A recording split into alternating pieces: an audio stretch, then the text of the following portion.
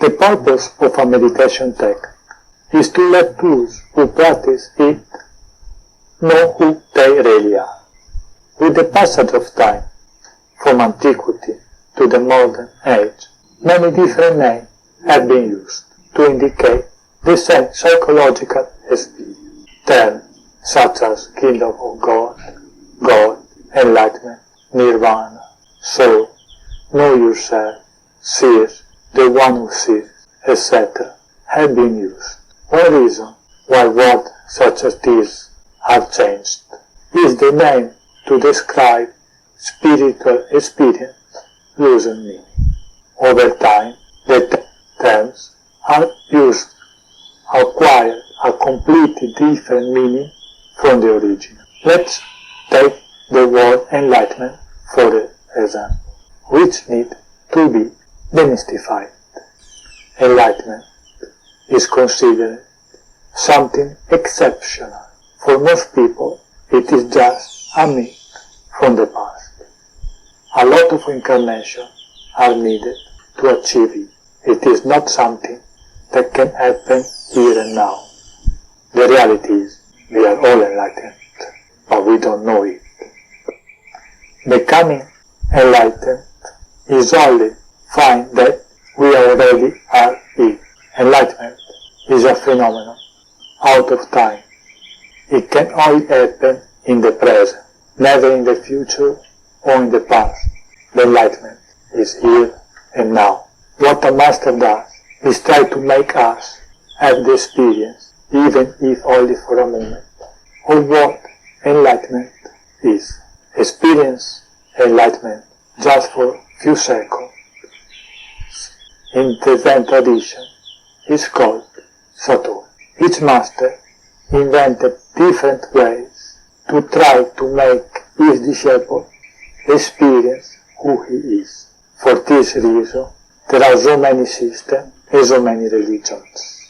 New systems must always be invented, because when a system is accepted by society, it stops working.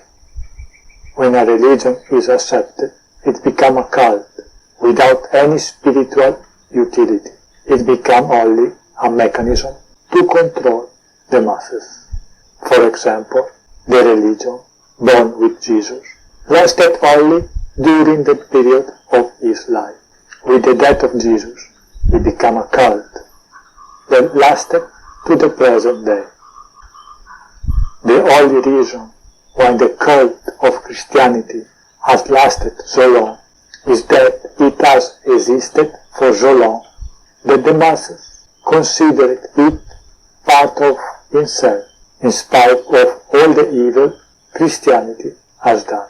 The religion born with Buddha lasted for 500 years after his death. So, for the last 2000 years, it is no longer a religion, but it has become a cult. Buddha said never to create images of him. 500 years after his death, his admirers started asking sculptors to carve Buddha statues. The creation of Buddha images indicates the transition between religion and cult.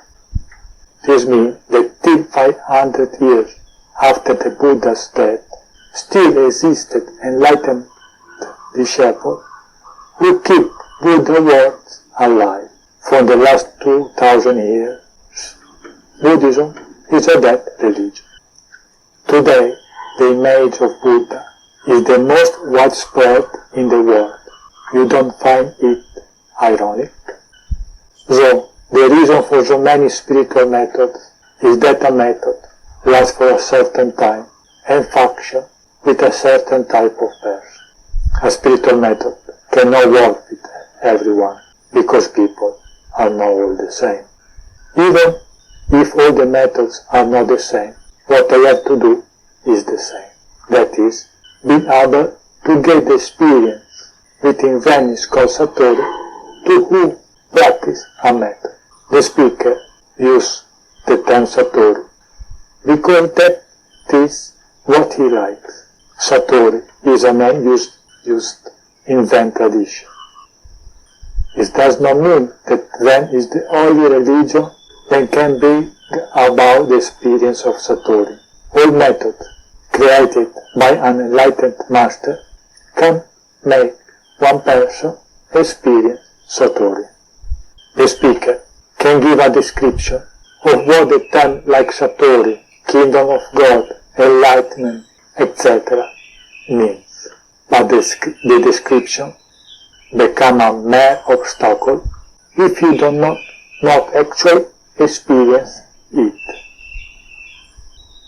When we decide to practice a technique, we have to make sure that the technique we come out of, it was created by an enlightened master.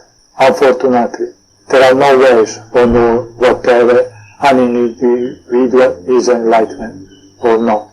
The speaker can tell you that generally, when a master is accepted by society, he is not a true master, or the methods created by him no longer work, they have become obsolete.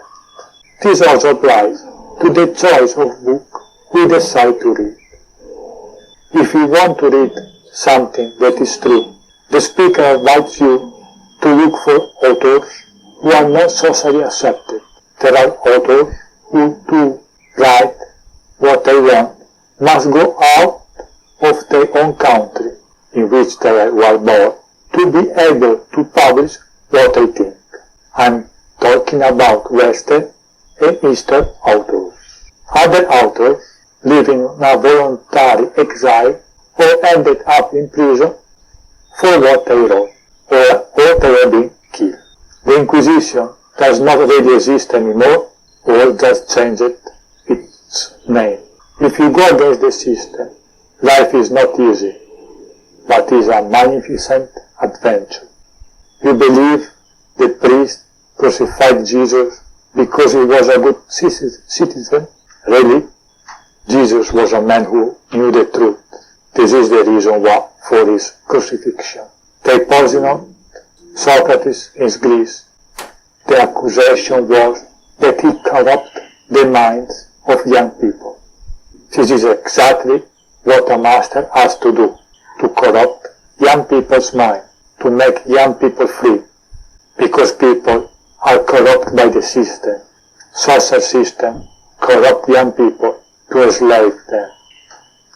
A true master corrupts young people to make them free and disobedient. Intelligence is measured by disobedience and not by obedience to a sick system. In modern times, social systems are created by politicians. Politicians live a messy life. They are ambitious, corrupt, violent, sexual. They live a completely disordered life and try to create order. This is completely illogical and childish. We find many meditation courses in the market, such as spiritual retreat, various types of vipassana, meditation courses of all kinds. Unfortunately, this only means that meditation has become part of the system, so it no longer works.